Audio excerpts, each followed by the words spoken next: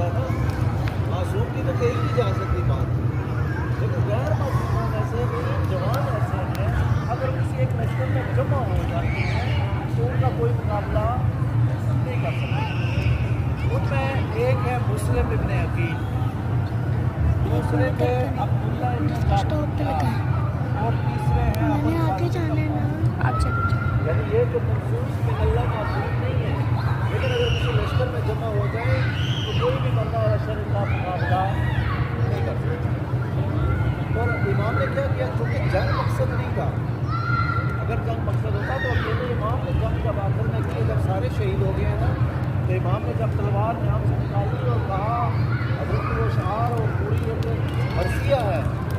کہ جو حضرت نے بیان کیے کہ آپ کسی شاعر نے کہا ہم اپنی پہ آ جائے تو کچھ کر کے دکھا, سمندر کو اچھالے تو پہاڑوں پہ چڑھا لے, پہاڑوں کو دکھیلیں تو سمندر میں بہا. ٹھیک ہے, امام نے جب تلوار نکالی اور کہا آؤ میں تمہیں دکھاتا ہوں 3 دن کے بھوکے اور پیاسے کی جنگ دیکھو, جس کا جنگل شہید ہو گیا اس کی جنگ دیکھو, جو صبح سے عصر تک رات میں عزیزوں کی لاشیں اٹھاتا رہا اس کی جنگ دیکھو. اور امام نے جنگ کی کہتے ہیں چند لمحوں میں ہزاروں کے حساب سے اشقیاء کو فنار کیا, اور تاریخ کا کیا ہے کہ زیادہ تر وہ بغداد میں آئے اپنے گھوڑوں کو تلواروں کی نظر ہو, اپنی تلواروں تیروں کی نظر ہو کے بھگ کر گئے. اور لشکر کا ایک سرا کربلا میں اور دوسرا سرا کوفے. اس وقت عاطف غیبی سے آواز آئی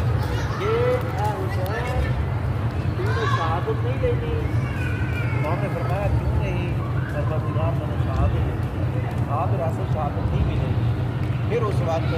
آواز فطرت, یہ جو آیت ہے یا ایھا النفس المطمئنہ ارجعی الی ربک راضیۃ مرضیہ, اے نفس مطمئنہ لوٹ اپنے رب کی طرف, میں اللہ تجھ سے راضی ہوں تو تو اپنے اللہ سے راضی. اس وقت حضرت نے کھلا ارشاد فرمایا